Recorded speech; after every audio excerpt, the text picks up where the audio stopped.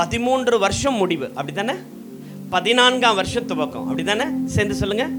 13 வருஷம் முடிவு, 14ஆம் வருஷம் துவக்கம். சரி, இப்போ நெருக்கம் என்பது 13 வருஷத்தின் முடிவு, விசாலம் என்பது இந்த 14ஆம் வருடத்தின் துவக்கம். நல்ல கைகளை தட்டி, நல்ல கைகளை தட்டி.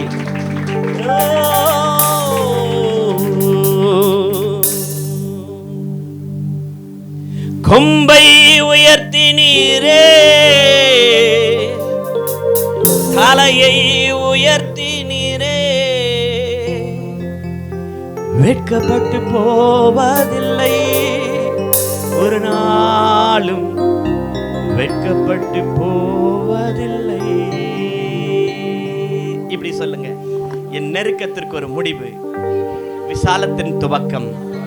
நான் வெட்கப்பட்டு போவதில்லை, என் கொம்பை உயர்த்துவீர் ஆண்டவரே. கரங்களை தட்டி சொல்லுங்க. ஆமென். நல்ல விசுவாசமா. வெட்கப்பட்டு போவதில்லை, ஒரு நாளும் வெட்கப்பட்டு போவதில்லை, வெட்கப்பட்டு போவதில்லை. நல்ல கையை தட்டி, நல்ல எல்லாருமே ரொம்ப நேரம் உட்கார்ந்துட்டோம். வெட்கப்பட்டு போவதில்லை, ஒரு நாளும் வெட்கப்பட்டு போவதில்லை. திரும்ப வெட்கப்பட்டு, நல்ல விசுவாசமா, நம்பிக்கையா. வெட்கப்பட்டு ஆமென். நெருக்கத்துக்கு ஒரு முடிவு, விசாலத்துக்கு ஒரு தொடக்கம். வெட்கப்பட்டு போவதில்லை, ஒரு நாளும் வெட்கப்பட்டு போவதில்லை. கொம்பை கொம்பை உயர்த்தினீரே, தலையை உயர்த்தினீரே,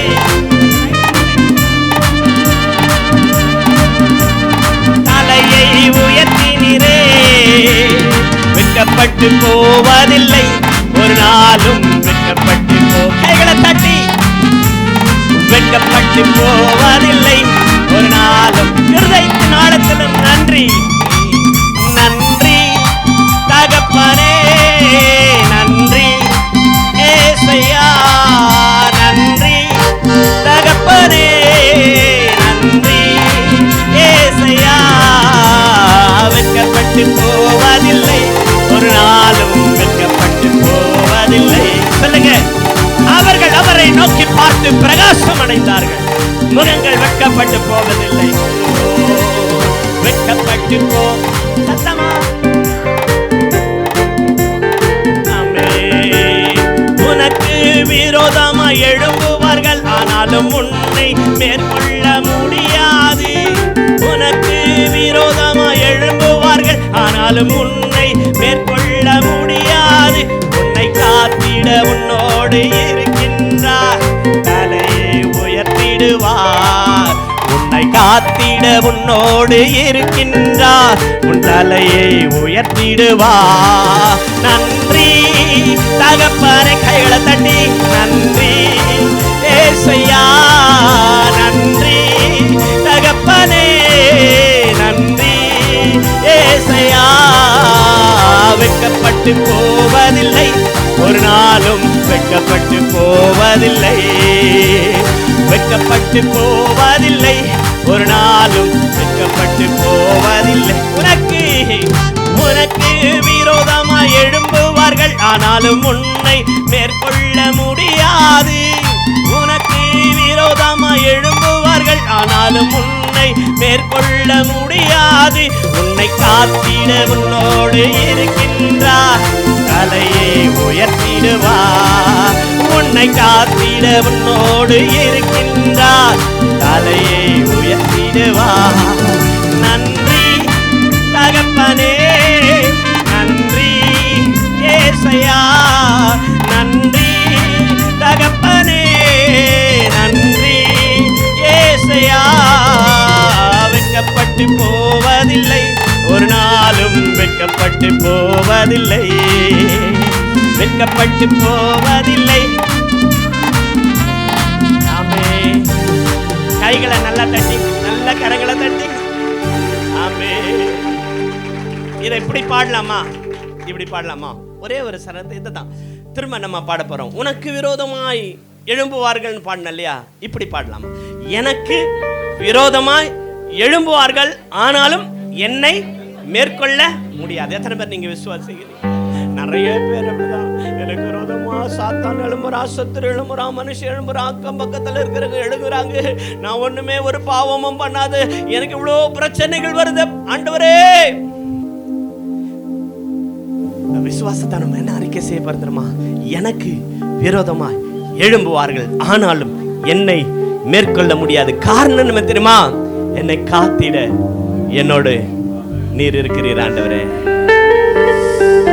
என்னை காத்திட என்னோடு இருக்கிறீர். அல்லம்மா, எனக்கு விரோதமா எழும்புவார்கள், ஆனாலும் என்னை மேற்கொள்ள முடியாது.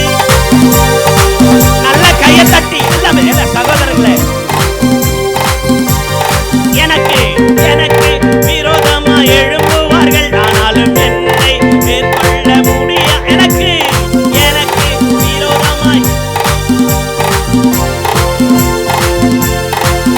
என்னை காத்திட என்னோடு இருக்கின்றார், என் தலையை உயர்த்திடுவார். என்னை காத்திட என்னோடு இருக்கின்றார், என் தலையை உயர்த்திடுவார். என்னை காத்திட என்னோடு இருக்கின்றார், என் தலையை எனக்கு விரோதமா எழும்புவார்கள், ஆனாலும் என்னை மேற்கொள்ள முடியாது. எனக்கு விரோதமா எழும்புவார்கள், ஆனாலும் என்னை மேற்கொள்ள முடியாது. என்னை காத்திட என்னோடு இருக்கின்றார், தலையை உயர்த்திடுவார். என்னை காத்திட என்னோடு இருக்கின்றார். எல்லாரும் சேர்ந்து நன்றி.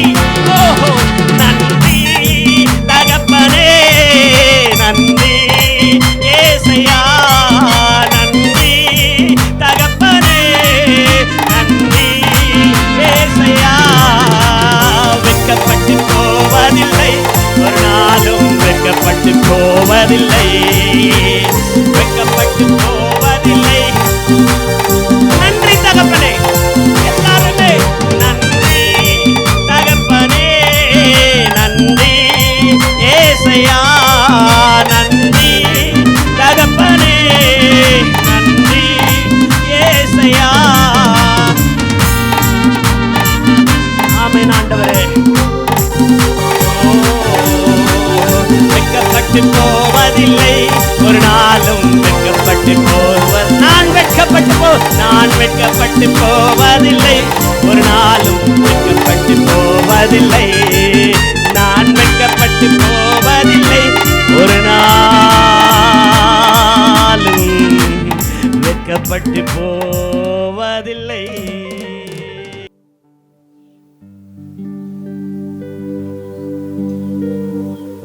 நீர் வாருமே,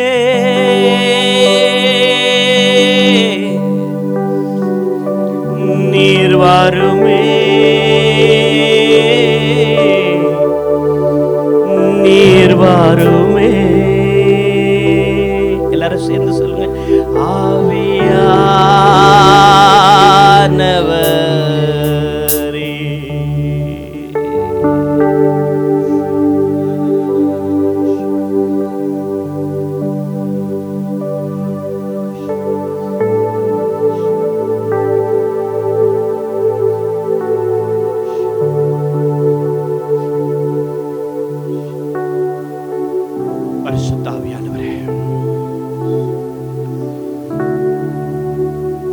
எங்கள் நடுவிலே நீர் உலாவுகிறதற்காக நன்றி.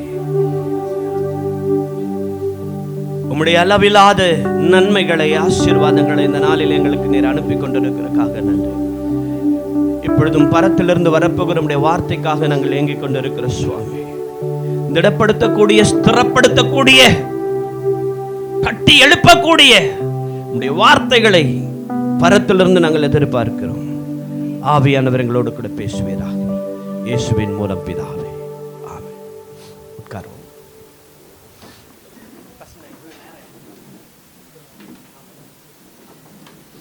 இந்த ½ an hour எனக்கு கொடுத்துருக்காங்க. கரெக்டாக தேவனுடைய வார்த்தையை சரியாக கவனிக்க போகிறோம். ரொம்ப முக்கியமான காரியம். சபையினுடைய 13வது ஆண்டை முடித்து 14வது ஆண்டுக்குள்ளே நம்ம வந்திருக்கிறோம். ஆண்டு விழா கொண்டாடுவது சந்தோஷமான காரியம், நல்ல காரியங்கள். ஏன்னால் தேவன் இத்தனை ஆண்டுகள் நம்மை மகத்துவமாய் அவருடைய மகிமையினாலே நடத்தி இருக்கிறார். அவருடைய அழைப்பை கொண்டு ஆண்டவர் இந்த ஆசீர்வாதமான ஊழியத்தை 13 ஆண்டு காலங்கள் நடத்தி இருக்கிறார். அவருடைய கிருபை நம்மை தொடர்ந்து வந்திருக்கிறது, நல்ல காரியம். ஆண்டவருக்கு நன்றி செலுத்துகிறது, நல்ல காரியம். ஆனால் சபை ஏற்படுத்தப்பட்டிருக்கிற நோக்கத்தை நாம் அறிந்து கொள்வது அவசியமாக இருக்கிறது. சபை ஏன் கொடுக்கப்பட்டிருக்கிறது, சபையை குறித்த நோக்கம் என்ன, திட்டம் என்ன, இது ரொம்ப அவசியம். இதை இந்த ½ அன் ஹவரில் எப்படி நான் விளக்க போறேன்னு எனக்கு தெரியல. ஏன்னா சபையை குறித்த அநேகருடைய காரியங்கள் வித்தியாசமாக இருக்கிறது. எனக்கென்று ஒரு சபை, எங்களுக்கென்று ஒரு காங்கிரிகேஷன், எங்களுக்கென்று ஒரு வர்ஷிப் ஸ்டைல். சபை ஏற்படுத்தப்பட்டிருக்கிற நோக்கத்தை மாத்திரமே நாம் சரியாய் அறிந்து கொள்ள வேண்டும். சபையே, தேவனுடைய பிள்ளைகளே, இன்னைக்கு கர்த்தருடைய நாமத்தை கொண்டாடும்படியாய் வந்திருக்கிறீங்க. ஒரு தெளிவு ரொம்ப அவசியம். சபை ஏற்படுத்தப்பட்டிருக்கிற நோக்கம். நிறைய பேர் எப்படி சொல்லலாம், நான் ஏஜி மெம்பராக இருக்கிறேன், நான் சிஎஸ்ஐ மெம்பராக இருக்கிறேன், நான் இசிஐயில் மெம்பராக இருக்கிறேன், அட்வென்ட்டில் மெம்பராக இருக்கிறேன், நான் வந்து ஆர்சியில் மெம்பராக இருக்கிறேன். நீங்கள் சொல்லலாம், எல்ஜிஎம்மில் நான் மெம்பராக இருக்கிறேன்.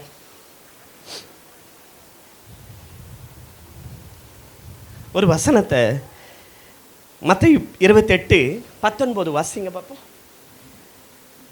மத்தேயு 28:19.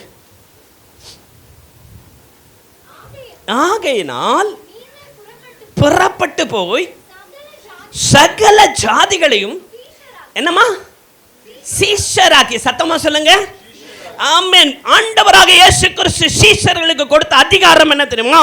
அப்போஸ்தலர்களுக்கு கொடுத்த அதிகாரம் என்னது? அப்போது அப்போஸ்தலர்கள் ஆகல, ஆனால் ஆண்டவர் அவர்களை அனுப்பும்போது, அவர்கள் ஊழியத்துக்கு அனுப்பும்போது அவர்களுக்கு கொடுக்கப்பட்ட அதிகாரம் என்ன?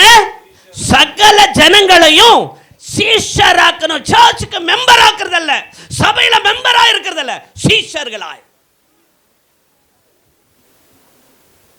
இதுதான் என்னுடைய சர்ச்சுடைய கீவேர்டு, என்னுடைய ஊழியத்தோட கீவேர்டு, சீஷர்களாய் மாற்றுகிறது. மெம்பர்ன்றவங்க எப்போ வேணா வருவாங்க, எப்போ வேணா போயிடுவாங்க. சீஷர்களா உருவாக்கப்பட்டுட்டா அவங்க அடித்தாலும் அடி வாங்கினாலும் அங்கே தான் நிற்பாங்க. சபையை குறித்து, சபை உருவாக்கப்படும் நோக்கத்தை குறித்து நீங்க நன்றாய் அறிந்து கொள்ளணும்னா அப்போஸ்தலர்கள் எழுதின பவுல் எழுதின எல்லா நிருபங்களும் வாசிங்க. சபையில் எல்லா நிருபங்களும் வாசிக்கப்பட வேண்டும், எல்லா நிருபங்களுக்கு பற்றி பேசப்பட வேணும். நிறைய நம்ம என்ன பைபிள் ஸ்டடி எடுக்கணுமோ எனக்கு தெரியாது, ஆனால் நிருபங்களை குறித்து அப்போஸ்தலனாகிய பவுல் எழுதின நிருபங்களை சபையில் வேத பாடமாக எடுப்பது ரொம்ப ரொம்ப ரொம்ப ரொம்ப அவசியம். ஏன்னா அந்த நிருபங்கள் தான் சபைகள் எப்படி வளர வேண்டும் என்பதை குறித்து ஆழமாய் சொல்லுகிறது. நிருபங்களில் நிறைய காரியங்களை நம்ம பார்க்க முடியும். எப்படி நம்ம ரட்சிக்கப்பட்டோம், எப்படி மீட்படைந்திருக்கிறோம், ரட்சிக்கப்பட்ட நம்ம மீட்பை, நம்முடைய ரட்சிப்பை எப்படி காத்துக்கொள்வது, விசுவாச வாழ்க்கை எப்படி காத்துக்கொள்வது, தொடர்ந்து ஆவிக்குரிய வாழ்க்கையில் எப்படி முன்னேறுவது, எப்படி கனி கொடுப்பது, ஆவிக்குரிய கனிகளை கொடுப்பது, தேவனுடைய ஊழியங்களை எப்படி புரிந்து கொள்வது, சபை குறித்த வெளிப்பாடுகள் என்ன, கடைசி கால வருகை குறித்து, அதற்கான ஆயத்தத்தை குறித்து எல்லாவற்றையும் நிருபங்களில் நம்ம தெளிவாய் வாசிக்க முடியும். ஏன்னா அப்போஸ்தலனாகிய பவுல் ஒவ்வொரு நிருபங்களை எழுதும்போது மனம் உடைந்து பாரத்தோடு ஜபத்தோடு சிறைச்சாலைகளிலிருந்து சபைகள் ஸ்திரப்பட வேண்டும், பலப்பட வேண்டும், வருகைக்கு ஆயத்தப்பட வேண்டும். மணவாளனாகிய இயேசு கிறிஸ்து வரும்பொழுது மணவாட்டியாகிய சபை எடுத்துக்கொள்ளப்பட வேண்டும் என்பதை குறித்து ஒரு தெளிவான வெளிப்பாடுகளோடு கூட சபைகள் எங்கும் வாசிக்கப்பட வேண்டும். அவர் அன்றைக்கு இருக்கிற காலகட்ட சபைகளுக்கு மட்டும் எழுதலை, உலகமெங்கும் எல்லா சபைகளும் எல்லா காலங்களிலும் ஆண்டவருடைய வருகை மட்டும் எல்லா சபைகளும் ஸ்திரப்பட வேண்டும் என்ற வெளிப்பாடுகளோடு கூட நிருபங்களை எழுதியிருக்கிறார். அப்படி எழுதின நிருபங்களில் ஒரு நிருபத்தை குறித்து தான் நான் உங்களுக்கு சொல்ல போகிறேன். பிலிப்பியருக்கு எழுதின நிருபம். அப்போஸ்தலனாகிய பவுல் பிலிப்பியருக்கு எழுதின நிருபம். இந்த நிருபத்தை குறித்து சொல்லணும்னா அப்போஸ்தலனாகிய பவுல் நிறைய நிருபங்கள் எழுதியிருக்கிறாரு. அவைகளில் ரொம்ப விசேஷமானது இந்த பிலிப்பியர் நிருபம். இந்த பிலிப்பியருடைய நிருபத்தை அவர் எப்படி எழுதுறாருங்களா? இருதயத்தின் சந்தோஷத்தோட, மகிழ்ச்சியோட. இந்த பிலிப்பியர் நிருபம் நமக்கு காட்டுகிறது என்ன தெரியுமா? அப்போஸ்தலனாகிய பவுலுக்கும் அப்போஸ்தலனாகிய பவுலினால உருவாக்கப்பட்ட இந்த பிலிப்பி சபைக்கும் உள்ள பிணைப்பு. ஒரே இருதயம், ஒரே மனம். பவுலுடைய வெளிப்பாடு என்னவோ அதை செய்கிற அந்த சபையார், பவுலுடைய தரிசனம் என்னமோ அதை நிறைவேற்றுகிற அந்த சபையார். நிறைய கடிதங்களை எழுதுறாரு. ஒவ்வொரு சபைக்கும் ஒவ்வொரு ஃபால்ட்டையும் சொல்லி எழுதுவார். இந்த சபை இந்த பிரச்சனை இருக்குது, இந்த சபையில் இந்த பிரச்சனை இருக்குன்னு எல்லாம் சொல்லிட்டுவார். ஆனால் இந்த பிலிப்பியர் நிருபத்தை அவர் எழுதும்போது நான் உங்களுக்கு சொல்லி காட்டுறேன் பாருங்களேன். நீங்கள் எப்படி படிச்சிருக்கீங்கன்னு எனக்கு தெரியல. அப்படியே ரசித்து ரசித்து எழுதியிருக்கிறார். விரும்பி விரும்பி எழுதியிருக்கிறார்.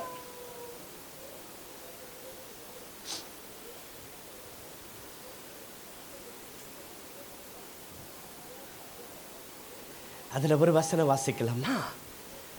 பிலிப்பியர் 4ஆம் அதிகாரம் 19ஆம் வசனம் நிறைய பேருக்கு தெரியும். பிலிப்பியர் 4:19.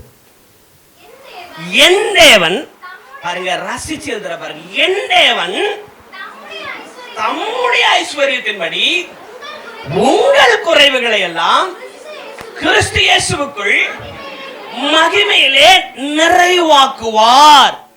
என் தேவன் தம்முடைய ஐஸ்வரியத்தின்படி உங்கள் குறைவுகளை எல்லாம் கிறிஸ்து இயேசுவுக்குள் மகிமையில நிறைவாக்குவார். எத்தனை பேருக்கு என் குறைவுகள் எல்லாம் மாறணும்னு விருப்பப்படுறீங்க? சத்தமா ஒரு ஆமேன்னு சொல்லுங்களேன்.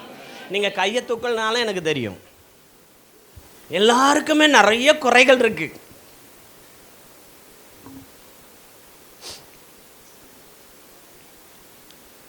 நாற்பது பக்கம் 50 பக்கம் 192 பேஜஸ் நம்ம குறைகளை எழுத சொன்னால் கூட அடிஷ்னல் வாங்குவோம். அவ்வளோ குறைகள் நம்மக்கிட்ட இருக்குது. இந்த குறைவுகள் நிறைவாக்கப்படுவதற்கு சில விதிமுறைகள், சில வழிமுறைகள் இருக்கிறது. இதை தான் இன்றைக்கி நான் சொல்ல போகிறேன். ரொம்ப குறைவிலே நெருக்கத்திலே வாழ்ந்துக்கிட்டு இருக்கிறோம்ல, விசாலத்துக்கு வரணும்ல. விசாலத்துக்கு வரக்கூடிய சில வார்த்தைகளை நான் சொல்கிறேன், கவனிக்கிறீங்களா? சபை இதை செயல்படுத்தினால் அவர்கள் குறைவுகளிலிருந்து விசாலத்திற்குள் வர முடியும், நெருக்கத்திலிருந்து விசாலத்திற்குள் வர முடியும், நன்மைகளை சுதந்திரிக்க முடியும். உங்களுடைய தலைகளும் நீங்கள் இந்த சமுதாயத்தில் உயர்த்தப்படுவதை நீங்கள் உணர்ந்து கொள்ள முடியும். சரி, இந்த வசனம் நிறைய இடங்களில் வாக்குதத்தமாய் சொல்லப்படும். என் தேவன் தம்முடைய ஐஸ்வர்யத்தின்படி உங்கள் குறைவுகளை எல்லாம் கிறிஸ்து இயேசுவுக்குள் மகிமையிலே நிறைவாக்குவார். இல்லை, இது நிறைய பேர் வாக்குதத்தமாக சொல்லி தான் பிரசங்கம் பண்ணி தான் நான் கேட்டிருக்கிறேன். நீங்களும் அப்படி கேட்டிருக்கலாம். ஆனால் இது வாக்குதத்தம் இல்லை. இது வாக்குதத்தம் இல்லை. இந்த பிலிப்பு சபையை உருவாக்கின அப்போஸ்தலனாகிய பவுல் தன் இருதயத்தின் சந்தோஷத்தினால மனம் திறந்து அந்த சபையாரை ஆசீர்வதிக்கிற ஆசீர்வாதம். நல்ல கரங்களை தட்டுங்க. இதை விளங்கிக்கிட்டீங்கன்னா தான் உங்களுக்கு உங்க குறைவிலிருந்து நீங்க எப்படி நிறைவுக்குள்ள வர முடியும். உங்க ஆசீர்வாதம் எங்க இருக்கு, எங்க இருக்கு, எங்கிருந்து எடுத்துக்கொள்ள முடியும். வெண்கல கதவுகள் உடைக்கப்படும், இருப்பு தாழ்கால் முறிக்கப்படும். அந்தகாரத்தில் இருக்குல்ல உங்கள் பொக்கிஷம், அதை நீங்கள் சுதந்திரிக்க போகிறீங்க. இன்றைக்கி கேட்குற செய்தி ரொம்ப முக்கியமானது, சபைக்கு ரொம்ப முக்கியமானது. இந்த பிலிப்பு சபையினுடைய உருவாக்கின ஸ்தாபகர் அப்போஸ்தலனாகிய பவுல் மனம் திறந்து உள்ளத்தின் ஆழத்திலிருந்து ஆசீர்வதிக்கிற ஆசீர்வாதம் தான் இந்த 4ஆம் அதிகாரம் 19ஆம் வசனம். இதை நிறைய வாக்குத்தத்தங்களா கேட்டு நம்ம ஏன் அவர் அந்த சபை அப்படி ஆசீர்வதிக்கிறார்? நிறைய சபைகளில் சில குறைவுகள்லாம் சுட்டி காட்டி கொஞ்சம் கண்டிப்போடு கூட எழுதியிருக்கிறாரு. ஆனால் இந்த பிலிப்பியரை மனம் திறந்து ஆசீர்வதிக்கிறார். இதை குறித்து நீங்கள் எடுக்க வேண்டாம், நானே சொல்லிடுறேன். எனக்கு 1/2 hour டைம் இருக்குனால நான் சுருக்கமாக சொல்லிடுறேன். அப்போஸ்தலர் 16ஆம் அதிகாரம் 17ஆம் அதிகாரம்லாம் நீங்கள் வாசித்து பார்த்தீங்கன்னா துரோவா பட்டணத்தில் ஊழியம் செஞ்சுட்டு இருக்கிறாரு அப்போஸ்தலனாகிய பவுல். அப்போ ஆண்டவர் ஒரு வெளிப்பாடை பவுலுக்கு கொடுக்கிறார். ஒரு வாலிபன் வந்து பவுலிடத்தில் சொல்லுகிறான், நீர் மக்கெதோனியாவுக்கு வர வேண்டும், மக்கெதோனியாவிற்கு சுவிசேஷம் தேவை, மக்கெதோனியா மக்கள் மரித்து கொண்டிருக்கிறார்கள், மக்கெதோனியா ஜனங்களுடைய ஆத்துமாக்கள் அழிந்து கொண்டிருக்கிறது, நீ வர வேண்டும் என்று ஒரு வாலிபன் சொல்லுகிறதை போல தரிசனத்தை பார்த்த அப்போஸ்தலனாகிய பவுல் துரோவா பட்டணத்தை விட்டு புறப்பட்டு பவுலும் சீலாவும் வந்து மக்கெதோனியா தேசத்தினுடைய முதல் பகுதியாகிய பிலிப்பு பட்டணத்திற்கு வருகிறார்கள். அந்த பிலிப்பு பட்டணத்தில் லீதியால் என்ற ஒரு ஸ்திரீயினுடைய வீட்டில் தான் இந்த முதல் சபை ஆரம்பிக்கப்படும். அவங்க தான் அந்த இடம் கொடுக்குறாங்க பவுலுக்கு. அந்த ஒரு சின்ன வீட்டில் ஆரம்பிக்கப்பட்ட ஊழியம் வளர்ந்து நிற்குது, பெருசாக நிற்குது. சின்னதாக ஆரம்பிக்கப்பட்ட இந்த ஊழியம் பெரிய லெவலில் வந்து நிற்க போகுது. அதுக்கு சில ரீசனை நம்ம பார்க்க போகிறோம். இப்போ பாருங்க, இப்படி வளர்ந்த தரிசனத்தோடு பெற்ற அந்த சபையை, தரிசனத்தோடு உருவாக்கப்பட்ட அந்த சபையை, இந்த சபைக்காக தாங்க அநேக அடிகள் அவர் வாங்கினார். இந்த சபையை உருவாக்குறதுக்கு தான் அநேக அடிகள் அவர் வாங்கினார்.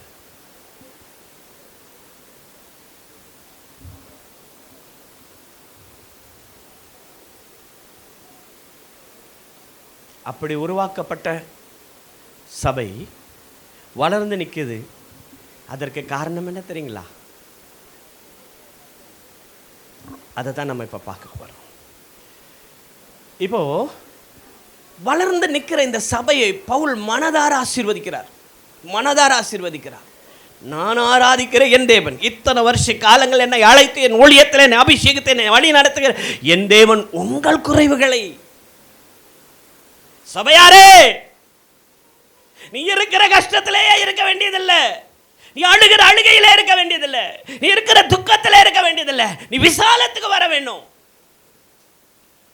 குறைவில் இருக்கிற நீ நிறைவை காண வேணும். வழி என்ன?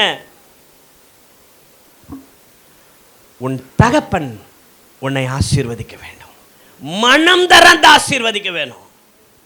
உன்னை பெற்றெடுத்த உன்னுடைய ஆத்மாவுக்கு உத்தரவாதம் உள்ள உன் தகப்பன் உன்னை மனம் திறந்து ஆசீர்வதிக்க வேண்டும். நிறைய ஆசீர்வாதத்துக்கு நிறைய வழிகளை நீங்கள் கேட்டிருப்பீங்க, நிறைய காரியங்களை நீங்கள் கேட்டிருப்பீங்க.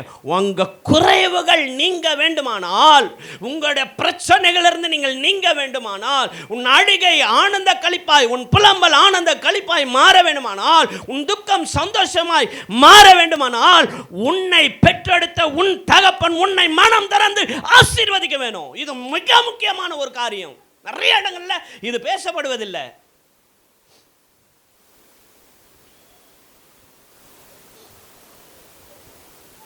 பாருங்க, ஈசாக்குக்கு 2 குமார், யாக்கோபு ஏசா. நான் எப்பவுமே அவுட்டர் போக மாட்டேன், ஆனால் இதுக்கு சொல்ல வேண்டிய, இப்போ ஈசாக்கு ஆசீர்வதிக்க வேண்டிய இடத்துல இருக்கிறாரு. ஏசா வாங்க வேண்டிய ஆசீர்வாதத்தை யார் வாங்கினது? விழித்திருக்கிறவர்கள் ஆசீர்வாதத்தை பெற்றுக்கொள்வார்கள், அலட்சியம் பண்ணுகிறவர்கள் ஆசீர்வாதத்தை இழந்து போவார்கள். தகப்பனுடைய ஆசீர்வாதத்தை யாக்கோபு அழகாய் பெற்றுக்கொண்டான். எனக்கு எதை தான் நான் சொல்லுவேன், இந்த திருச்சபையினுடைய உங்கள் ஆவிக்குரிய தகப்பன் உங்களை ஆசீர்வதிச்சாதான் உங்க குறைவுகள் நிறைவாக வேண்டும், நிறைவாக முடியும். நான் வசனத்தின் அதிகாரத்தோடு சொல்றேன். சரி, அவர்களை ஆசீர்வதிக்கிறதுக்கு அவர்கள் அப்படி என்ன செய்து விட்டார்கள்? 4ஆம் அதிகாரம் 1ஆம் வசனமா வாசிங்க பார்ப்போம். 4:1. ஆதலால் எனக்கு பிரியமும், பாருங்களேன், அந்த சபையை குறித்து சொல்லுகிறாரே, எனக்கு பிரியமும் வாஞ்சையுமான சகோதரரே. அந்த சபைக்கு நீங்க அதை கவனிச்சு பார்த்தீங்கன்னா, சபைக்கு எழுதுகிற வார்த்தை ஒவ்வொரு இண்டிவிஜுவல் பர்சனுக்கும் எழுதின மாதிரி இருக்கும். ஏன்னா சபையில் இருக்கிற அத்தனை பேருக்கும் கொடுக்கப்படுகிற செய்தியை அவர்கள் எனக்கென்று தனித்தனியாக எடுத்துக்கொள்ள வேண்டும், உணர்ந்து கொள்ள வேண்டும், புரிய வேணும்.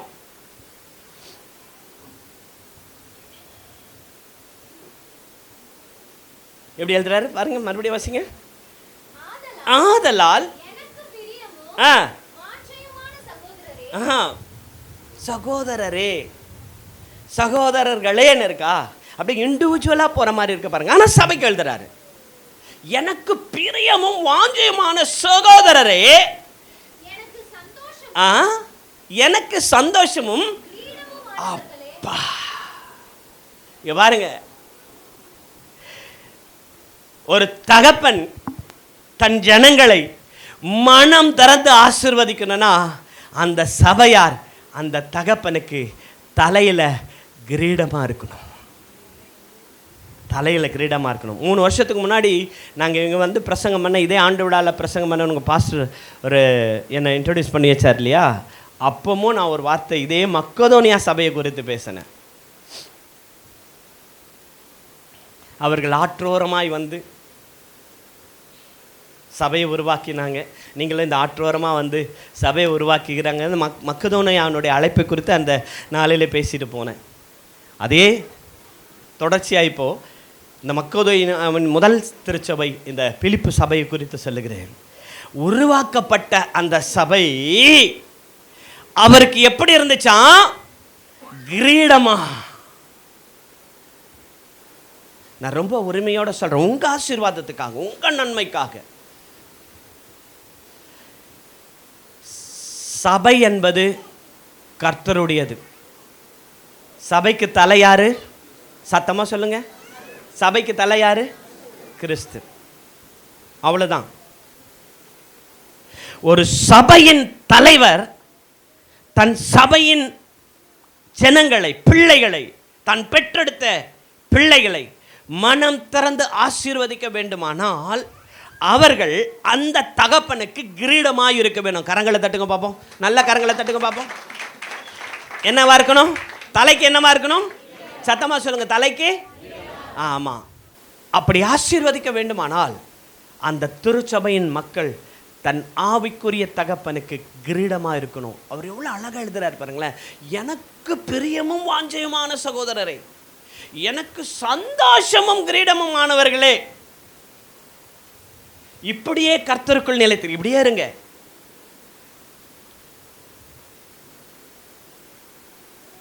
இப்படியே இருங்க. சந்தோஷம் கொடுக்கிறவர்களாய் கிரீடமாகவே இருங்க. தலைவலியா மாறிடாதீங்க. இதுதான் உங்களுடைய வாழ்க்கையினுடைய குறைவுகளை நிறைவாக்குகிறதுக்கு உண்டான காரியம். சரி, அவர்கள் எப்படி அவருக்கு கிரீடமாய் இருந்தார்கள்? 3ஆம் வசனம், 1ஆம் அதிகாரம் 3ஆம் வசனம். அப்படியே தொடர்ந்து வாசித்து 1ஆம் அதிகாரம் 3ஆம் வசனம். பிலிப்பியர். உங்களுக்கு அறிவிக்கப்பட்ட நாள் முதல் இதுவரைக்கும் நீங்கள் அதற்கு உடன்பட்டவர்கள் ஆனபடியால் நான் பண்ணுகிற ஒவ்வொரு விண்ணப்பத்திலும் உங்கள் அனைவருக்காகவும் எப்பொழுதும் சந்தோஷத்தோட விண்ணப்பம் பண்ணி உங்களில் நற்கிரியை தொடங்கினவர் அதை இயேசு கிறிஸ்துவின் நாள் பரியந்தம் முடிய நடத்தி வருவார் என்று நம்பி நான் உங்களை நான் உங்களை நினைக்கிற போதெல்லாம் என் தேவனை ஸ்தோத்தரிக்கிறேன். உங்களை நினைக்கும் போதெல்லாம் தேவனை ஸ்தோத்திரம். எப்பெல்லாம் நீங்க ஞாபகம், நல்லா கவனிங்க. உங்க பாஸ்டருக்கு உங்களுக்கு ஒரு பிரச்சனை வந்தா உங்களை குறித்து ஆண்டவர் நினைப்பூட்டணும். லிசன், நல்லா கவனிங்க. உங்களுக்கு ஒரு பிரச்சனையா, உங்களுக்காக ஆண்டவர் அங்க பரிந்து பேசணும். அந்த சகோதரிக்கு, அந்த சகோதரனுக்கு, அந்த குடும்பத்தில் பிரச்சனை இருக்கு, முழங்கால் போட்டு ஜெபின்னு ஆண்டவர் சொல்லணும், நினைப்பூட்டணும். சரி, இப்படி உங்களை குறித்து ஆண்டவர் நினைப்பூட்டணும்னா உங்களுக்கும் அவருக்கும் சபைக்கும் ஊழியனுக்குள்ள இருக்கிற கம்யூனிகேஷன் வந்து கரெக்டா இருக்கணும். அண்டர்ஸ்டாண்டிங்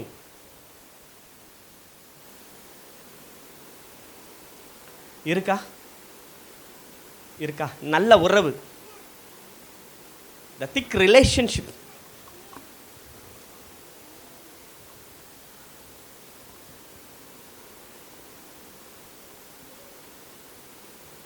உங்களை குறித்து ஆண்டவர் நினைப்பூட்டணும்.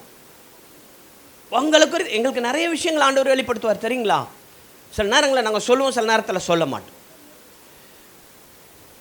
சில நேரங்களில் ஆண்டவர் புறப்பட்டு போன்னு சொல்லுவார், புறப்பட்டு போய் நிற்போம். அவங்க கேட்பாங்க, பாஸ்டர் யார் உங்களுக்கு சொன்னது, எப்படி வந்தீங்க? என்னமா பிரச்சனையா இருக்குது, இந்த நேரத்தில் நான் எதிர்பார்க்க எதிர்பார்த்தேன், எங்க பாஸ்டர் இப்ப வந்தா நல்லா இருக்கும், எனக்கு ஒரு ஜெபம் தேவைப்படுதுன்னு நினைச்சு வந்து நிக்கிறீங்க. இதை யாரும் சொல்லல. உனக்கும் அவருக்கும் உள்ள ரிலேஷன்ஷிப் சரியா இருந்தா பரிசுத்த ஆவியானவர் அதை நினைப்பூட்டுவா. ஆமே. இல்லைன்னா என்ன முறுமுறுப்பு வரும் தெரியுமா? எங்க பாஸ்டர் எங்களுக்கு வீட்டுக்கு வர்றதே இல்லை.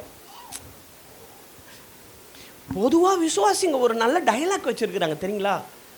இப்பெல்லாம் எங்க ஊழியக்காரர்களுக்கு நல்ல வசதியானவங்க தான் கண்ணுக்கு தெரியும், ஏழைங்கள்லாம் கண்ணுக்கே தெரிய மாட்டாங்க. ஆரம்பத்துல எல்லாம் எப்படி இருந்தார் தெரியுமா?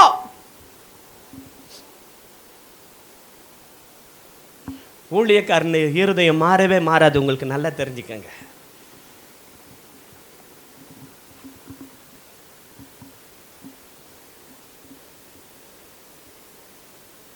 உங்கள் ரிலேஷன்ஷிப் சரியாக இருந்தால் உங்களுக்கு ஒரு பிரச்சனைன்னும் போது பரிசுத்த ஆவியானவர் அதை நினைப்பூட்டுவார். பாருங்க, உங்களை நினைக்கிற போதெல்லாம் நான் தேவனை ஸ்தோத்தரிக்கிறேன். பவுல் அங்கங்கே டிராவலில் இருந்தார்ல, அவர் எபேசில் இருப்பார், தெசலோனிக்கேல இருப்பார், கொரிந்தில் இருப்பார், எங்கே வேணா இருப்பார். ஆனால் எங்கெல்லாம் அவர் போகிறாரோ அங்கெல்லாம் பிலிப்பு சபையை குறித்து ஆண்டவர் நினைப்பூட்டும் பொழுதெல்லாம் ஆண்டவரை ஸ்தோத்தரித்து,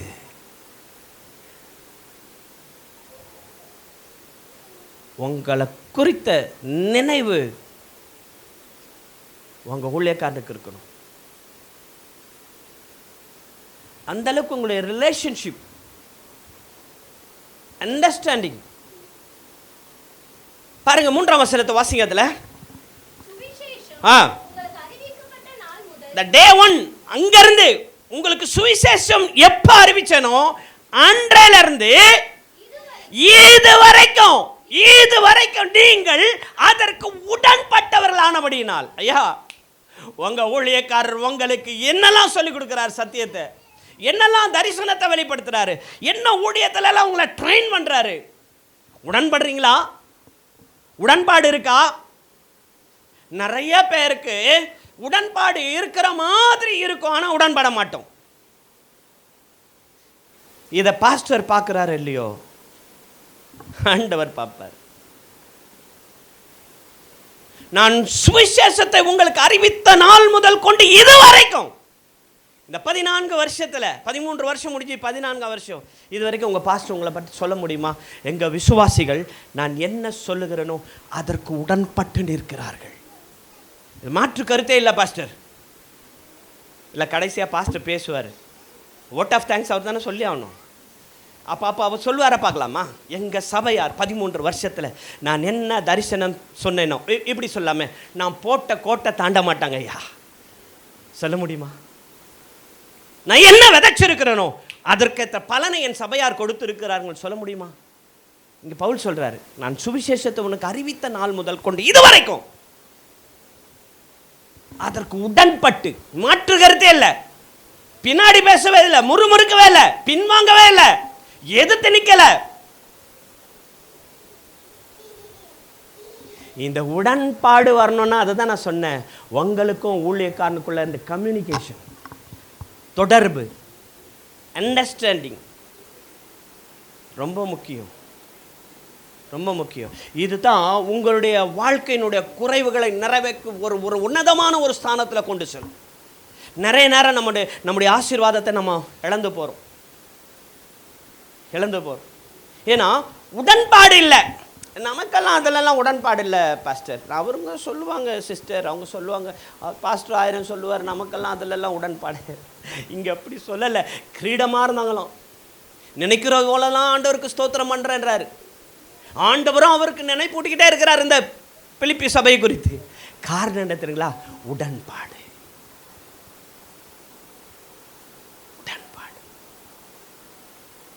ரிலேஷன்ஷிப் பாருங்களேன், அவ்வளோ பக்காவாக இருந்துச்சு. அதனால தான் அவர்களை பார்த்து சொல்கிறாரு, என் சபையார் எனக்கு கிரீடம். நான் ரொம்ப அன்பாக சொல்லட்டுங்களா, உங்கள் போதகருக்கு நீங்கள் கிரீடமாக மாற ஆசைப்படுங்க. உங்களை அவர் கிரீடமாக பார்க்கணும். என் சபை, என் விசுவாசிகள் எனக்கு கொடுக்கப்பட்ட கிரீடம். ஐயோ தலைவலியா இருக்குது பாஸ்டர், எப்படி மேய்க்கிறதுனே தெரியல.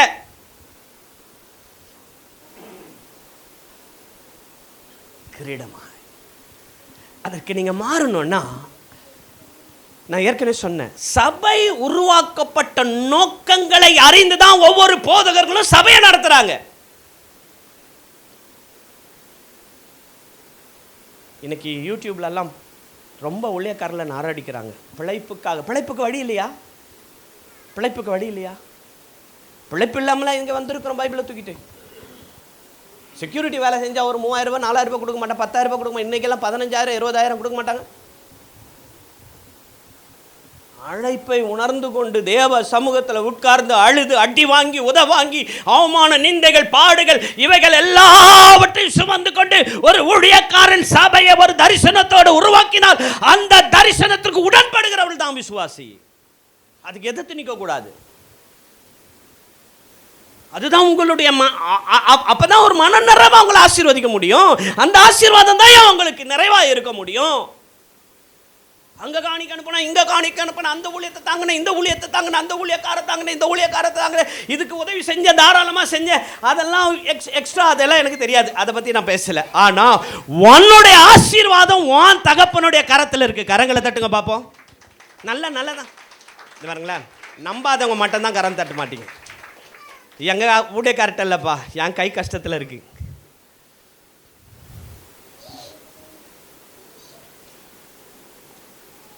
சொல்லுங்க.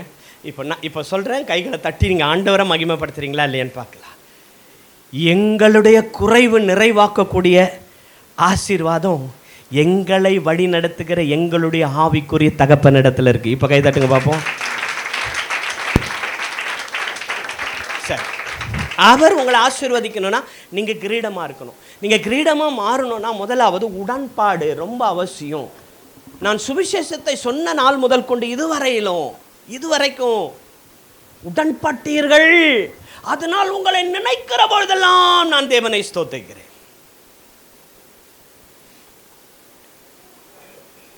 இந்த உடன்பாடு ரொம்ப முக்கியங்க.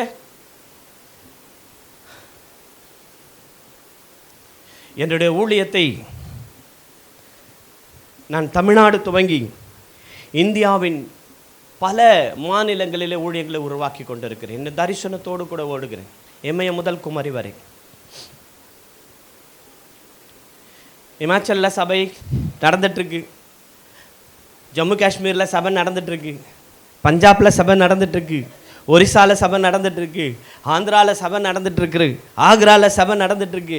இப்படி சபைகளை ஸ்தாபித்து கொண்டே, மதுரையில் சபை நடந்துட்டுருக்கு, சபைகளை ஸ்தாபித்து கொண்டே வருகிறேன். இது என்னுடைய தரிசனம்.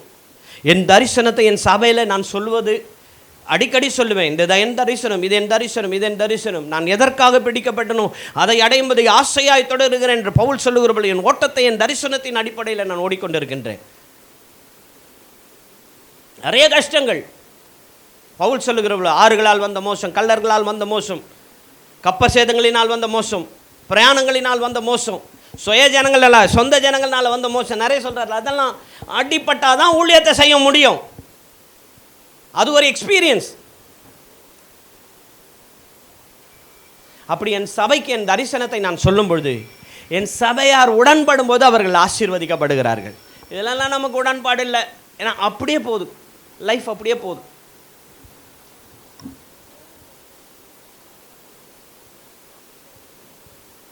உங்கள் ஊழியக்காரரை உயர்த்தி பேசணுன்றது எனக்கு அவசியம் இல்லை, ஆனால் சத்தியத்தை சொல்லுகிறேன். மனம் திறந்து ஆசீர்வதிக்கிறார் பாருங்க. என் தேவன் தம்முடைய ஐஸ்வர்யத்தினாலே உங்கள் குறைவுகள் எல்லாம் கிறிஸ்து இயேசுவுக்குள் மகிமையிலே நிறைவாக்குவாராக. ஏன்னா அவர் அப்படி ஆசீர்வதிப்பதற்கு அவர்கள் பவுலினுடைய தலைக்கு கிரீடமாயிருந்தார்கள். அவர் கிரீடம் என்று எதை சொல்லுகிறார் தெரியுமா?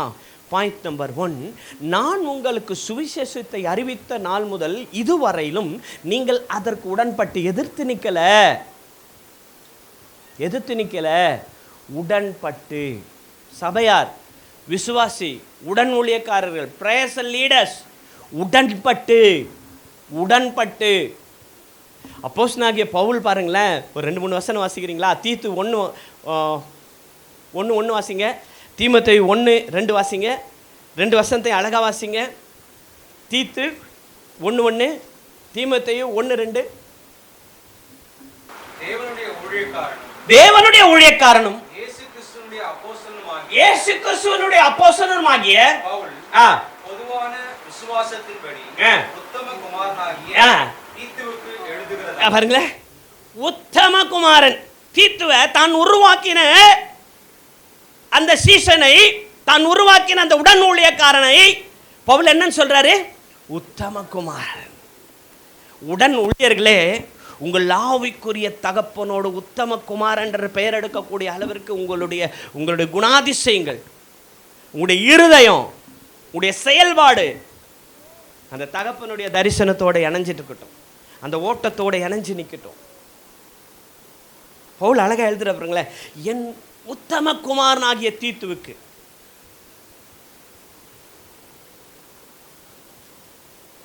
அப்பாவுடைய இருதயம் நம்புற அளவுக்கு,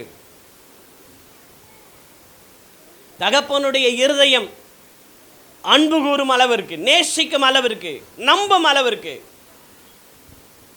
இதை பிலிப்பியர்ல பார்த்தீங்கன்னா, எப்பாப்பிரா தீத்து விடத்தில் நீங்கள் அந்த காசை கொடுத்து அனுப்புங்கப்பா, நம்பிக்கைக்குரியவன். அப்போ எப்பாப்பிரா தான் அந்த காசு கொண்டு வந்து கொடுக்குறாரு, ஊழியத்தினுடைய காசை கொண்டு வந்து பவுல்கிட்ட ஹேண்டர் பண்ணுறாரு. இதை இந்த பிலிப்பி ஜனங்க கொடுத்து அனுப்புனாங்க, கொண்டு வந்து ஹேண்டர் பண்ணுறாரு. பவுல் எழுதுறாரு பாருங்க, அங்க நம்பிக்கை, இருதயம் நம்ப வைத்தது. 1 தீமோத்தேயு 1:2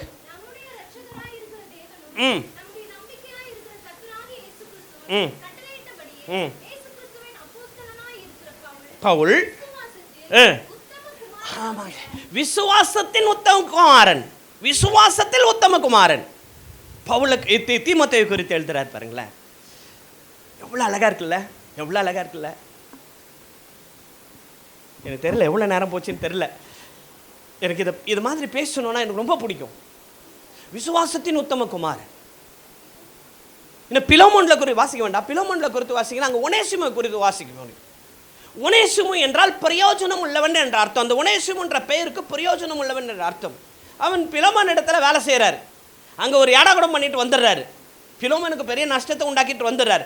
பிரயோஜனம் உள்ளவன் என்ற பெயரை வைத்து கொண்டிருந்த இந்த ஒனேசிமு பிரயோஜனம் இல்லாதவனா போயிட்டான்.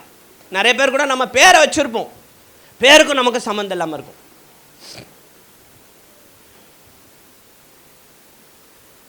திரும்ப சொல்லுங்க, ஒனேசிமு என்றால் என்ன? பிரயோஜனம் உள்ளவன். ஆனால் பிரயோஜனம் இல்லாமல் ஓடி வந்துடுறா. ஒரு இடத்தில் பவுலை சந்திக்கிறார். பவுல் அவரிடத்தில் சுவிசேஷத்தை சொல்லுகிறார். மாற்றம் வருகிறது, ஒப்பு கொடுக்கிறார், ரட்சிக்கப்படுகிறார், மனம் திரும்புகிறார், வாழ்க்கை மாறினது. இப்பொழுது அதே பிலோமோனுக்கு ஒரு கடிதத்தை எழுதுகிறார். அதுதான் பிலோமோன் நிருபம். என்ன? Recommendation letter. ஐயா, இந்த ஒனேசிமு உண்மை ஏமாத்திட்டு நஷ்டப்பட்டது உண்மைதான். நல்லா கவனிங்க, நல்லா கவனிங்க. அந்த பிலோமோனை நல்லா வாசித்தீங்கன்னா எனக்கு ரொம்ப பிடிக்கும். இந்த ஒனேசிமு உமக்கு நஷ்டப்பட்டது உண்மைதான். ஆனால் இப்போ அவன் அப்படி இல்லை, விசுவாசத்தில் உத்தம குமாரனாய் மாறி இருக்கிறான், பேருக்கு ஏற்றபடி பிரியமுள்ளவனாய் மாறி இருக்கிறான். எனக்கும் தேவனுக்கும் மாத்திரமல்ல, உனக்கும் பிரியமாக இருப்பான். எப்படி எழுதுறாரு பாருங்களேன், எப்படி எழுதுறாரு பாருங்க. உனக்கும் பிரியமாக இருப்பான். அதனால அவனை நான் உன்னிடத்தில் அனுப்பி வைக்கிறேன். இப்போ முன்னாடி மாதிரி அவன் ஏமாத்திரவன் இல்லை, இப்போ அவன் வாழ்க்கை மாறிடுச்சு. அவனுக்கு நான் ரெக்கமெண்ட் பண்ணுறேன். இப்போ அவன் நல்ல பையன். இங்கேருந்து ஊழியத்தில் உருவாகுறீங்களா? பைபிள் காலேஜ் போய் படிக்க போகிறீங்களா? உங்கள் பாஸ்டர் நான் சைன் பண்ணுறையா, போங்க இந்த காலேஜ் போங்க. இந்த என் பிள்ளை என்கிட்ட வளர்ந்துருக்கிற ஆவிக்குரிய பிள்ளை, ஊழியத்துக்கு இது சரியாக இருக்கும். ரெக்கமெண்டேஷன். பவுல் அங்கே ரெக்கமெண்ட் பண்ணுறாரு பாருங்களேன் பிலோமோனுக்கு. ஐயா, அவனை சேர்த்துக்கோ, கொஞ்ச நாள் அவன் உண்மையாக இருப்பான்.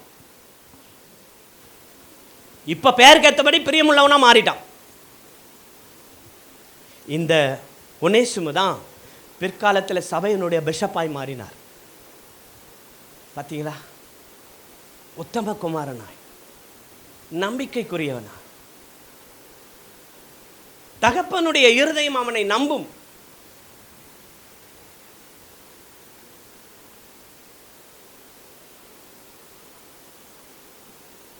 இப்போ பவுல் பார்க்குறாரு, தீமோத்தேயு பார்த்தா கிரீடமாக இருக்கிறான், தீத்துவை பார்த்தா கிரீடமாக இருக்கிறான், ஒனேசிமுவை பார்த்தா கிரீடமாக இருக்கிறான், எப்பாப்ரா தீத்துவை பார்த்தா கிரீடமாக இருக்கிறான்.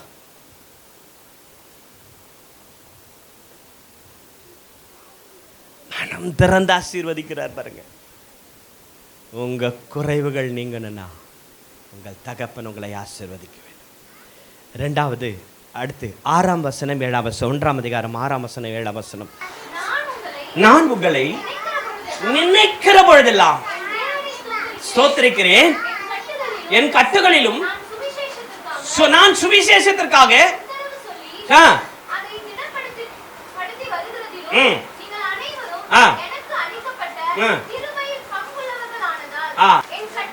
என் கட்டுகளிலும் நான் சுவிசேஷத்திற்காக உத்தரவு சொல்லி திடப்படுத்தி வருகிறதிலும் நீங்கள் அனைவரும் எனக்கு அளிக்கப்பட்ட கிருபையில் பங்குள்ளவர்கள் ஆனதால் உங்களை இருதயத்தில் தரித்திருக்கிறேன்.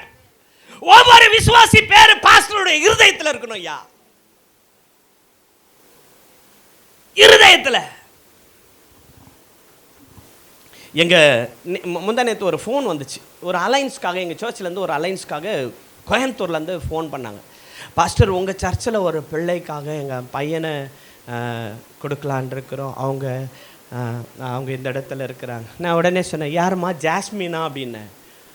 யார் ஜாஸ்மின் சொல்கிறீங்களான்னு. அவங்க அங்கேருந்து, ஐயோ பாஸ்டர், இவ்வளோ காங்கிரிகேஷனில் உங்கள் பிள்ளைகளுடைய பேரை ஞாபகம் வச்சுருக்கீங்களா? உங்கள் விசுவாசிகளுடைய பேரை ஞாபகம் வச்சுருக்கீங்களா? ஆச்சரியமா இருக்கு பாஸ்டர்.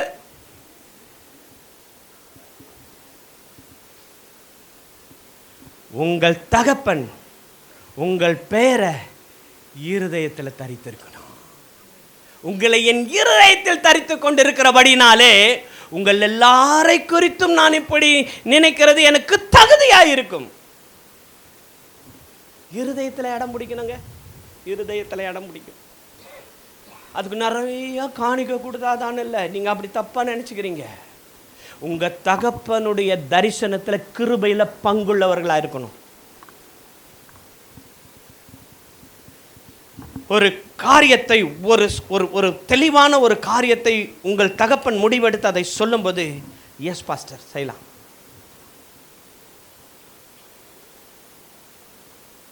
அந்த கிருபையில் பங்கு இருக்கணும். ஐயா, நீங்கள் யாராக இருந்தாலும் சரி, விசுவாசியோ உடன் ஊழியக்காரர்களோ, ஊழியக்காரன் சபைக்கு என்று வைக்கப்பட்டிருக்கிற ஊழியக்காரன் மேல் ஒரு கிருபை இருக்கு. அந்த கிருபைக்கு பங்குள்ளவர்களாக இருக்கணும். ஊழியன்னா என்னமோ சாதாரணமாக நீங்கள் நினச்சிக்கிறீங்க. அதில் எவ்வளோ பாடுகள் இருக்குது, எவ்வளோ வேதனைகள் இருக்குது, எவ்வளோ வலிகள் இருக்குது, எத்தனை நிந்தைகள் இருக்குது, எத்தனை அவமானங்கள் இருக்குது. நன்மை செய்து தீமை அனுபவிக்கிறோம், உதவி செய்து காட்டி கொடுக்கப்படுகிறோம், இதெல்லாமே நடக்குது. ஆனாலும் சபைக்காக சகிப்புத்தன்மையோட பொறுமையோட உள்ளுக்குள்ளே அழுது கொண்டிருந்தாலும் வெளியிலே நாங்கள் சந்தோஷமாய் ஊழியம் செய்கிறோமே, ஒரு கிருபை கொடுக்கப்பட்டிருக்கியா. அந்த கிருபைக்கு பங்குள்ளவர்களாய், கிருபைக்கு பங்குள்ளவர்களாய். சபைனா எப்படி இருக்கணும் தெரியுமா? ஊழியக்காரருக்கு ஒரு கிருபை இருக்கு. அந்த கிருபையினால சபையை, அந்த கிருபை என்ன தெரியுங்களா? ஆண்டவருடைய வருகைக்கு சபை போகணும். எல்லாம் இருக்கட்டுங்க, வருகைக்கு மணவாளனாகிய கிறிஸ்துவ மணவாட்டி சபை சந்திக்கணும். பவுல் அதை தான் சொல்றாரு. கற்புள்ள கன்னிகையாக கிறிஸ்து என்ற ஒரே மணவாளனுக்காக ஆயத்தப்படுத்துவது தான் பவுலுடைய தரிசனம். அவர் அதை எழுதுறாரு. மணவாளனுக்கு கிறிஸ்துவுக்காக கற்புள்ள கன்னிகையாகிய ஒரே சபையை உருவாக்குறதுக்காக தான் பாடுபடுறேன்னு பவுல் சொல்றாரு. இதுதான் ஒவ்வொரு ஊழியக்காரனுக்கும் இருக்கிற தரிசனம். ஏன் உங்களை திட்டுறாங்க? ஏன் உங்களை கடிந்து கொள்றாங்க? உங்களுக்கு ஊழியக்காரர்களுக்கு பகையா? கொஞ்சம் என்னைக்காவது யோசித்து பார்த்தீங்களா? இதுதான் சொல்றேன். இந்த கிருபையில் எப்படி நீங்க பங்குள்ளவர்களாக இருக்க முடியும்? இப்போ கிரீடமானவர்களே, சந்தோஷமானவர்களே உங்களை நினைக்கிற போதெல்லாம் எப்படி எழுதுறாருல. ஆனால் கலாத்தியரில் எப்படி எழுதுறாரு தெரியுங்களா? கலாத்தியரில் 3ஆம் 1ஆம் வசனம் வாசிக்க வேண்டாம், நானே சொல்றேன். புத்தி இல்லாத கலாத்தியரே, என்ன சொல்றாரு? சத்தமா சொல்லுங்க, நீங்க சொல்லுங்களேன். அப்படிதானே இருக்கு. புத்தி இல்லாத கலாத்தியரே, மேல பாக்குறீங்கல்ல, உங்களுக்கு ரொம்ப வசதியா நீங்க பைபிள்ல தேட வேணான்னு அழகா எடுத்து போடுறாங்க பாருங்க பிபிடியில். புத்தி இல்லாத கலாத்தியரே, ஒரு தகப்பன் தன் பிள்ளையை அதிகமாய் நேசித்தால் அந்த பிள்ளை சேர வேண்டிய இடத்தை அடைய வைக்க வேண்டும் என்பதற்காக அவர்களை கண்டித்து உணர்த்தி, கிருபையில் நீங்கள் பங்குள்ளவர்களாக இருக்கணும்னா அந்த கடிந்து கொள்ளுதலை நீங்கள் விரும்பணும். இப்போ பாருங்களேன், கலாத்திய சபைக்கு எழுதும்போது புத்தி இல்லாத கலாத்தியர்ன்றார். எப்படியெல்லாம் இப்போ பேசலாம், ஜென்ரலாக பேசினா எப்படியெல்லாம் பேசலாம்? அட அருவிகட்ட கலாத்தியரு, அட மூளை இல்லாத கலாத்தியரு, அட முட்டாள் கலாத்தியரு, இப்படியெல்லாம். ஏன்னா தகப்பன் தன் பிள்ளைகளை உரிமையாய் கண்டிந்து கொள்ளுகிற ஒரு உறவு. இப்போ பேச முடியுமா? இப்போ உங்கள் பாஸ்டர் சொல்கிறார், அட முட்டாள் ஜனங்களேன்னு சொல்லிட்டாருன்னு வச்சுக்கோங்க, அடுத்த நேரில் கூகுளில் செக் பண்ணுவோம், வேறு எங்கள் சபை நல்ல சபை இருக்குது, கூகுளில் செக் பண்ணி எஸ்கேப் ஆகணும். ஊழியக்காரன் உன்னை முட்டாள் சொன்னாலும், அறிவில்லைன்னு சொன்னாலும், திட்டினாலும், கடிந்து கொண்டாலும், என்னை உருவாக்குறதுக்காக கிருபை பெற்ற என் போதகர் அதற்கு பங்குள்ளவனாய் நான் மாறினாதான் பரலோகம் போய் சேர முடியும். அது கண்டிக்கிறதுக்கு விடணும். அதனால தான் தாவீது சொல்றாரு, நீதிமான் என் தலைக்கு குட்டினால் அது எனக்கு என்னவா இருக்கும்? அழகா சொல்றீங்கம்மா. பார்த்தீங்களா, நிறைய பேருக்கு ஏற்றுக்க முடியலன்னு நினைக்கிறேன், அதனால பதில் சொல்லியா என்னன்னு தெரியல. நீதிமான் என் தலையில் குட்டினால் அது எனக்கு எண்ணெயை போல கிரீடம். சூப்பர், ரொம்ப சூப்பர், ரொம்ப சூப்பர், கிரீடமாவே இருக்கும். கொட்டத்துக்கு விடுறீங்களா? இப்போ போதகர்கள்லாம் பயந்து பேச வேண்டியதாக இருக்கு. நான் பயப்பட மாட்டேன், அதனால தான் இங்கே வந்து இப்படி பேசுகிறேன். என் சபையில் நான் பயப்படவே மாட்டேன். சத்தியத்தை சொல்கிறதுக்கு நான் எங்கே பயப்படணும்? பவுலே ஒரு இடத்துல கேட்குறார், சத்தியத்திற்கு நான் சாட்சியாய் நிற்கிறதுனாலே சத்ருவானேனோ? பரவாயில்ல, ஜனங்களுக்கு பாலிஷ் போட்டு பிழைக்கிறத விட சத்தியத்திற்கு பகையாளியாக மாறுது நல்லது. கையை தட்டுங்க பார்ப்போம். ஒரு மாற்று கருத்தே இல்லைங்க. நான் கண்டிச்சாலும் சரி, நான் என்ன சொன்னாலும் சரி, அந்த ஜனங்க கீழ்ப்படிவாங்க. ஐயா, உங்கள் சபையை குறித்து உங்கள் ஊழியக்காரனுக்கு இப்படிப்பட்ட இருதயம் வந்துருச்சுன்னா உங்களை அவர் வாக்குத்தத்தம் சொல்லி ஆசீர்வதிக்க வேண்டியதில்லை, ஆட்டோமேட்டிக்காக நீங்கள் ஆசீர்வதிக்கப்படுவீங்க. உங்களுக்காக ஒரு ஜெபம் பண்ண வேண்டிய அவசியமே இல்லைங்க. ஏன்னா உங்களுடைய கனிகளே உங்களுக்கு ஆசீர்வாதத்தை கொண்டு வந்துடும். கடைசியா 4ஆம் அதிகாரம் 14ஆம் வசனம், 4ஆம் அதிகாரம் 14ஆம் வசனம். ஆகிலும் நீங்கள் என் உபத்திரவத்திலும் என்னோட உடன்பட்டது. என்ன சொல்லுங்களேன், என்னுடைய ஒரு பாஸ்டர் கஷ்டப்பட்டா அது என் கஷ்டம்னு நினைக்கணுங்க. ஒரு ஊழியக்காரர் ஒரு தரிசனத்தோடு கூட தேவ சமூகத்தில் நின்று அழுது அது என்னுடைய தரிசனம் நினைக்கிறேங்க. என்னோட உடன்பட்டது நலமாய் இருக்கிறது. மேலும் பிலிப்பியரே,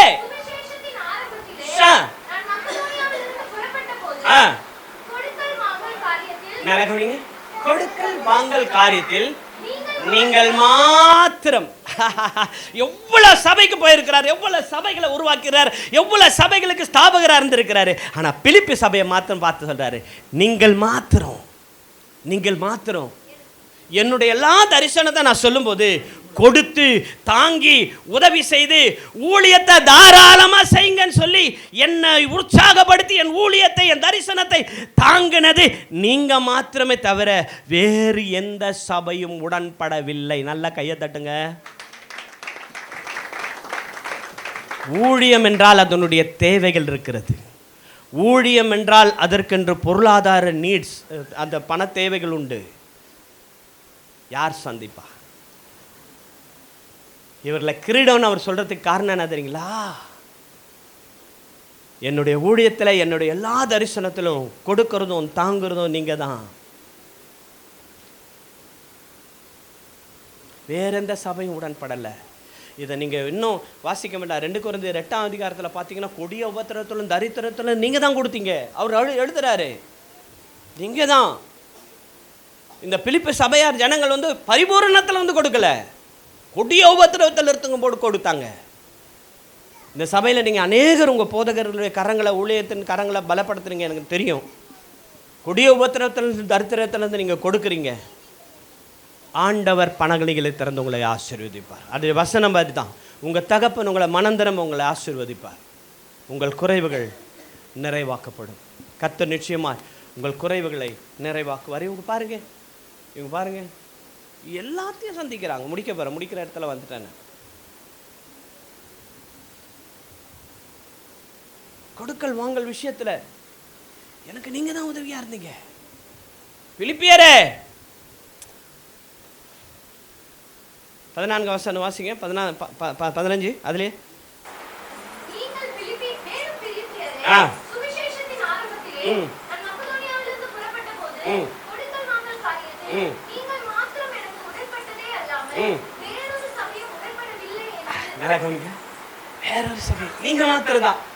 நீங்க மாத்திரம்தான்.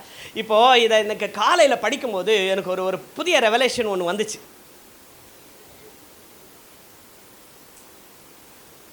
பதிமூன்றாம் வசனத்தை வாசிங்களா. ரொம்ப எல்லாருக்கும் தெரிஞ்ச வசனம் இல்ல? என்னை பலப்படுத்துகிற இதை அடிக்கடி சொல்லி என்னை பலப்படுத்துகிற கிறிஸ்துவன். இதை நான் 2 விதமா பார்க்குறேங்க. கிறிஸ்து எப்படி பவுலை பலப்படுத்தினார், அவருடைய கிருபையினால பலப்படுத்தினார், அது ஒன்று பக்கம். இன்னொன்று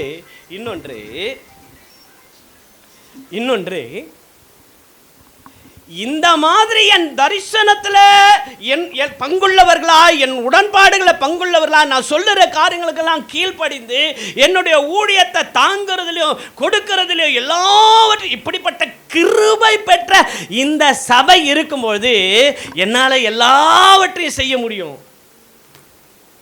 என் சபையார் எனக்கு என் தரிசனத்துக்கு என் ஓட்டத்துக்கு உறுதுணையா இருக்கிற வரைக்கும் என்னால் எல்லாவற்றையும் செய்ய முடியும். நல்லா இருக்குல்ல? பிடிக்கலையா? பிடிக்கலனாலும் சொல்லிதான் ஆகணும். நான் என் சபையார் எனக்கு கூட இருக்கிறதுனால என்னால் எல்லாவற்றையும் செய்ய முடியும். இங்கே ஆண்டவர் என்னை பலப்படுத்துகிற கிறிஸ்துவினாலே எப்படி பலப்படுத்துறாரு?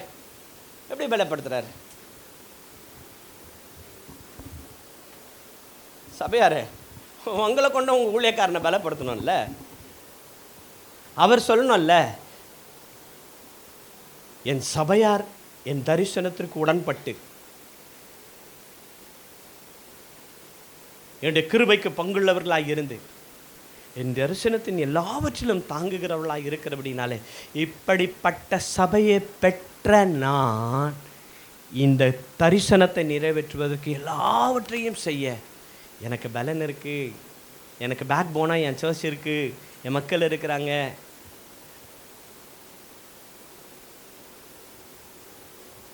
கன்க்ளூஷன் வரேன். ஒரு தகப்பன் தன் பிள்ளைகளை மனம் திறந்து ஆசீர்வதிக்கிறார். என் தேவன் தம்முடைய ஐஸ்வர்யத்தின்படி உங்கள் குறைவுகள் எல்லாம் கிறிஸ்து இயேசுவுக்குள் மகிமையிலே நிறைவாக்குவார். நிறைவாக்குங்க ஆண்டவரேன்னு சொல்லலை, ஆசீர்வதிக்கிறாரு. உங்கள் குறைவுகள் நிறைவாகணும்னா 3 காரியங்கள் சொல்லி கொடுத்தேன். 1, சுவிசேஷத்தை அறிவித்த நாட்களிலிருந்து அவர்கள் உடன்பட்டு எதிர்த்து நிற்கலை, கீழ்ப்படியாமல் போகலை, கீழ்ப்படிந்து. 2வது, கிருபைக்கு பங்குள்ளவர்களாய், இது எனக்கு அதுக்கு சம்பந்தமெல்லாம் இல்லை, பங்குள்ளவர்களாய். 3வது, அந்த தரிசனத்தை நிறைவேற்றுகிறதுக்கு தாங்குகிறவர்களாய், கொடுக்கிறவர்களாய். இந்த 3 காரியம் அந்த சபையில் இருந்ததுனால அந்த சபையை பார்த்து பவுல் சொல்றார், நீங்கள் எனக்கு கிரீடமாக இருக்கிறீர்கள்.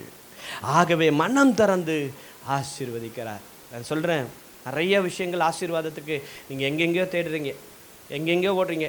டெய்லி ஒரு வாக்குத்தத்தம் வாசிக்கிறீங்க, டிவியில் நிறைய வாக்குத்தத்தங்களாக கொட்டுது. வாக்குத்தத்தங்களுக்கு பஞ்சமே இல்லை. எங்களுக்கெல்லாம் டெலீட் பண்ணுறதுக்கே நேரம் இல்லை, அவ்வளோ வாக்குத்தத்தம் விழுது. சபைக்கு சொல்லட்டுமா, உன் சபையை பரலோக தரிசனத்துக்கு நேராக நடத்தி கொண்டு இருக்கிற உன் தகப்பன் மனம் திறந்து உங்களை ஆசீர்வதிக்கணும். இது விளையாட்டு இல்லை, சபை நடத்துறது. இது கம்பெனி இல்லை, இது கட்சி இல்லை, தனக்கான ஒரு கூட்டத்தை சேர்ப்பதற்கு, தனக்கான ஒரு லாப நோக்கத்தை உண்டாக்குவதற்கு. இது பரலோக தரிசனம். இந்த தரிசனத்தை நிறைவேற்றி கொண்டு இருக்கிற ஊழியக்காரர்களுடைய ஓட்டத்தில் நீங்கள் பங்குள்ளவர்களாய், கிருபைக்கு பங்குள்ளவர்களாய் இருக்கணும். அந்த ஊழியத்திற்கு உடன்பட்டவர்களாக இருக்க வேண்டும். அந்த ஊழியம் நிறைவேறுவதற்கு தாங்குகிறவர்களாக இருக்க வேண்டும். அப்படி இருக்கும்பொழுது உங்கள் தகப்பன் உங்களை மனம் திறந்து உங்களை ஆசீர்வதிக்க முடியும். எழுந்து நிற்போமா? எல்லாரும் எழுந்து நிற்போமா? கரங்களை உயர்த்தி, எனது மனவாளனே, என் இதய ஏக்கமே, இனி அவரே ஏசையா, உம்மைத்தான் தேடுகிறேன், நான் உம்மைத்தான் நேசிக்கிறேன். எனது மனவாளரே,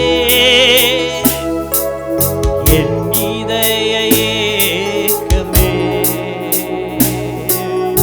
இனி அவரே ஏசையா,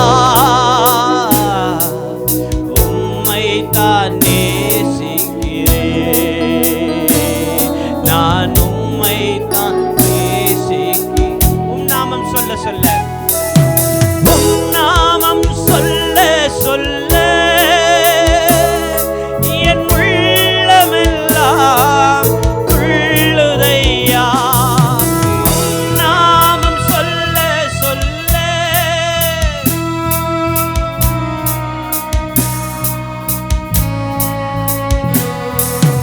உம் அன்பை பாட பாட,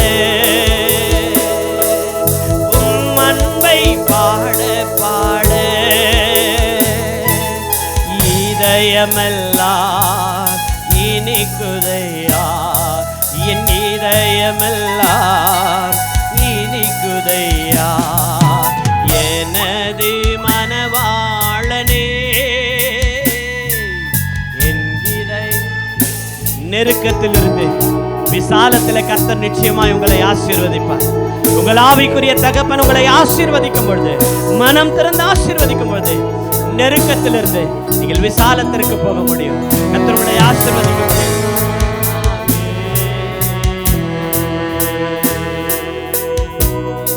அன்பு தகப்பனே, இந்த வார்த்தைகளுக்காக நன்றி. இந்த வசனங்களுக்கு உம்முடைய பிள்ளைகள் கீழ்ப்படிந்து மனவாளனாகிய கிறிஸ்துவுக்கு மனவாட்டியாகிய சபை ஆயத்தமாய் நிற்கும்படியாய் ஜெபிக்கிறோம், வாழ்த்துகிறோம், ஆசீர்வதிக்கிறோம். இந்த 14வது ஆண்டிலே கால் எடுத்து வைத்திருக்கிற இந்த ஊழியத்தை வர்த்திக்க பண்ணுங்க, பெருக பண்ணுங்க. திரளான ஆத்துமாக்களையும் திரளான ஊழியங்களையும் கடை சபைகளையும் ஊழியர்களையும் ஊழியக்காரிகளையும் கர்த்தர் கொடுப்பீராக. இதனுடைய பொருளாதார தேவைகள் சந்திக்கப்படட்டும். ஆண்டவரே, வலதுபுறத்திலும் இடதுபுறத்திலும் இடம் கொண்டு பெருகுவாய் என்று சொன்னது போல ஆண்டவர் ஒரு அற்புதத்தை செய்யும்படியா, இந்த வாக்குத்தத்தங்கள் வார்த்தைகள் ஆண்டவரே ஸ்தோத்திரம் இந்த ஊழியத்தில் பலிக்கும்படியாய் நான் ஜெபிக்கிறேன். இயேசு கிறிஸ்துவின் நாமத்தில்